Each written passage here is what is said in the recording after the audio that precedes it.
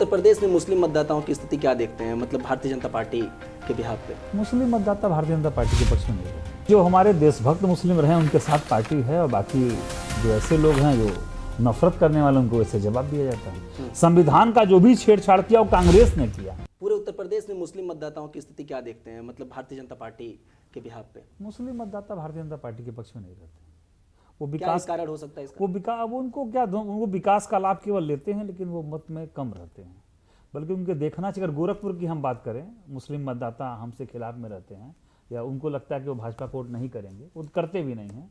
लेकिन मुस्लिमों के लिए मैं आपको बताऊं कि यहाँ राम प्रसाद बिस्मिल की स्थली जिनको फांसी गोरखपुर में लगी थी, जब पूज्य महाराज जी 2017 में सरकार बनने के बाद प्राणी उद्यान बनाए तो अशफाक उल्लाह खां के नाम से बनवाए कि वो दोनों लोग दोस्त थे। मित्रता जो थी, जो पंडित राम प्रसाद बिस्मिल की और अशफाक उल्लाह खां की, वो गोरखपुर में जीवंत रहे।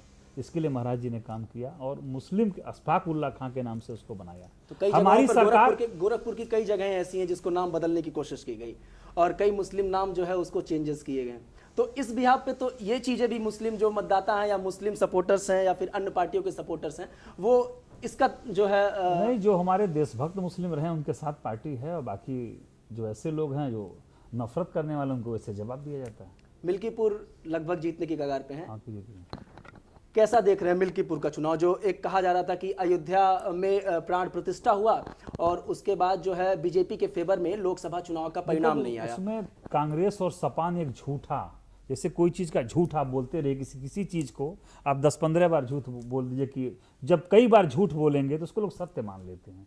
इसीलिए कांग्रेस, इतना बड़ा सच तो यही था कि प्राण प्रतिष्ठा वहां इसके लिए कांग्रेस और सपा ने आरक्षण का मुद्दा, अब देश में चुनाव नहीं होगा, ये गफलत नीचे फैला दिया, जिसके नाते गफलत में चुनाव जीत गए। और देखिए तुरंत जनता ने उसका जवाब दिया और अखिलेश जी ने कहा कि लोकसभा में बीजेपी के आईटी सेल के आगे कांग्रेस समाजवादी पार्टी के लोग क्या ये चीज फैला सकते हैं और ये चीज इतने आगे बढ़ सकती है? मतलब बीजेपी का आईटी सेल सबसे मजबूत माना जाता है। देश की विरोधी गतिविधियां हैं, कुछ हमारे ऐसे लोग हैं जो उनके साथ लिप्त होकर इस चीज को फैलाए हैं कि आरक्षण आएगा, वो 400 क्यों मांग रहे हैं, अब ये नियम खत्म हो जाएगा, ये गफलत फैलाए हैं, वो फैलाए हैं और फैला के चुनाव, वो कुछ उनकी सीटें अधिक आई हैं, वो जीते हैं चुनाव।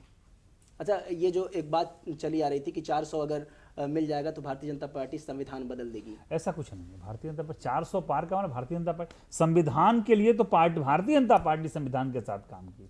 संविधान का जो भी छेड़छाड़ किया वो कांग्रेस ने किया। भारतीय जनता पार्टी संविधान के साथ खड़ी है और संविधान के साथ है। सब्सक्राइब करें आपका अपना चैनल भगवान न्यूज और हर खबर सबसे पहले पाने के लिए बेल आइकन जरूर दबाएं और हाँ, खबरें पसंद आ जाएं तो लाइक और शेयर करना बिल्कुल ना भूलें।